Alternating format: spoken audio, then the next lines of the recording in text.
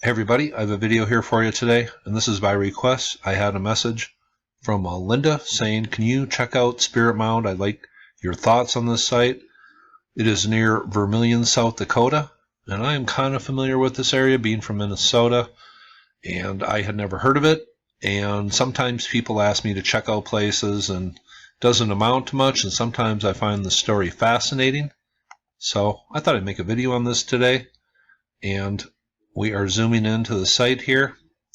Is this a natural feature? Well, people seem to indicate it is. That was my first assumption. And then I began to look at it and just began to wonder. And I'm not really sure on this site, so I'm just going to leave it up to you people in the end to leave your comments in the comments section.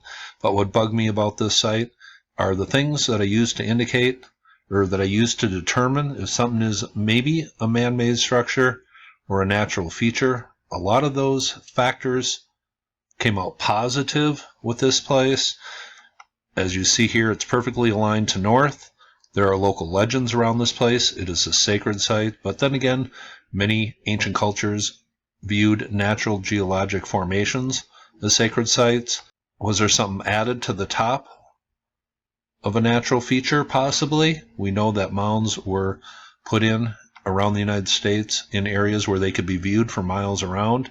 Does this have a footprint different than the other area? Does it have lines in it that are aligned here along the structure? Well, I find this place pretty interesting, more interesting than I originally thought it would.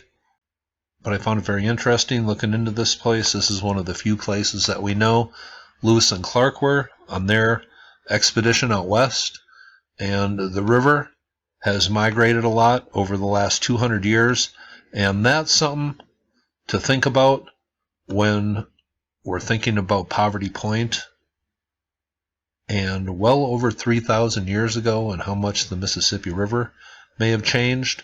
But this place is documented in the journey of Lewis and Clark out in the American West, and we are going to do a little reading and look at a few pics. But here, once again, perfectly aligned to north. It looks like a step pyramid in a way. We have a feature here that is definitely described as conical, coming from the Lewis and Clark expedition. Now, when I started looking at this, just because it's aligned to north doesn't mean that it is a man-made feature, but when I started looking at some of these pics, well, I didn't dismiss it from being a pyramid, but to be perfectly honest, I'm just not sure about this one, and I'm going to leave it up to you people. Now, one thing we know about a lot of these man-made mounds that are scattered around the ancient United States, especially the ancient ones and the older ones, they seem to be built on areas that were propped up and that could be viewed from miles around. Now, this is the view from on top of Spirit Mound, and when I looked at this, well, it kind of bugged me. Is this a natural feature? I think it is, and then I look at this and I wonder, and I'm just not really sure. And this is Expedition Oklahoma, and I will leave this link below, but they make a journey to Spirit Mound here, and the mountain of the little people, and usually places of this that are held sacred by the surrounding cultures. They're places of pilgrimage and the afterlife and good things. Well, this place appears to be a place of kind of an evil spirit. And here is a look at the top of Spirit Mound.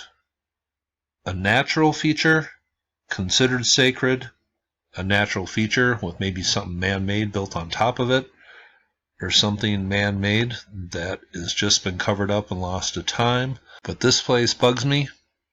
There are certain things I use to determine if something is man-made or not. Is it aligned to north? Well, this place is. Does it appear different than the surrounding landscape? Well, totally different. Is there a story behind this structure? Yes, but a lot of ancient cultures looked at natural geologic formations as sacred structures, so that's kind of hard to determine. Is there anything else around here? Well, I see other stuff right under the land.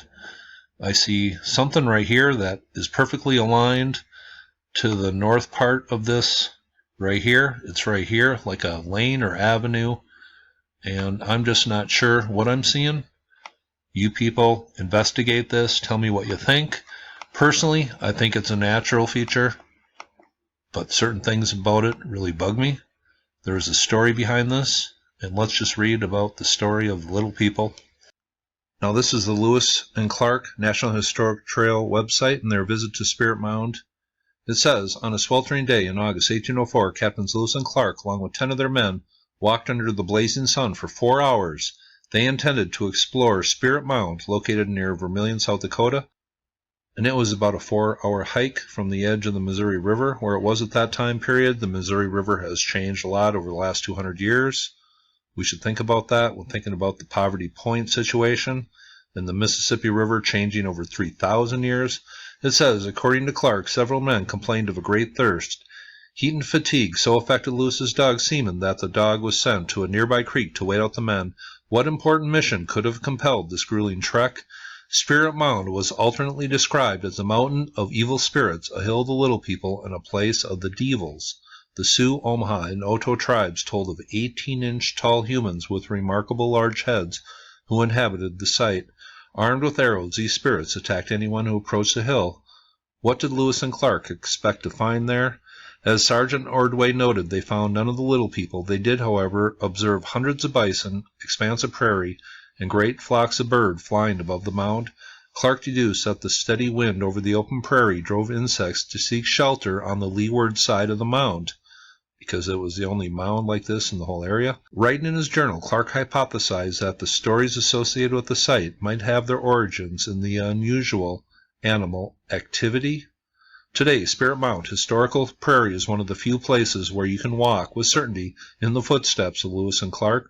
The Missouri River, shifting over the last 200 years, has cast doubt on the exact location of many other sites.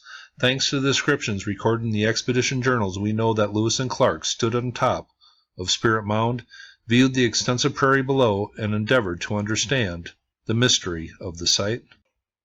Now here's an article from USA Today, South Dakota's mysterious Spirit Mound. It says, in 1804, many area tribes feared Pahawakan as a place of the little devils. Lewis and Clark were determined to explore it, and on a hot August day, William Clark noted that the view from the summit as a most beautiful landscape. And one pic here I want to show you here. This pic right here, let's blow this up a little. But here, the view of the front of it, it just looks like it has terraces in it, just like platform step pyramids do.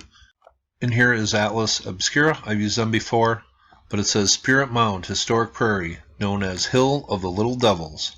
It says Kanotina Paha, Mountain of the Little People, and I will leave this link below. But this place, I just find the story behind it fascinating, whether it's a natural feature or a man-made structure or a combination of both. But if you explore this place on Google Earth, I'm sure you'll come across some questions. A natural mound? Well, most likely, did man have a point in building something on top of here? Well, from the ancient accounts and from what I see today, I'm just not really sure. That's why I'll leave it up to you.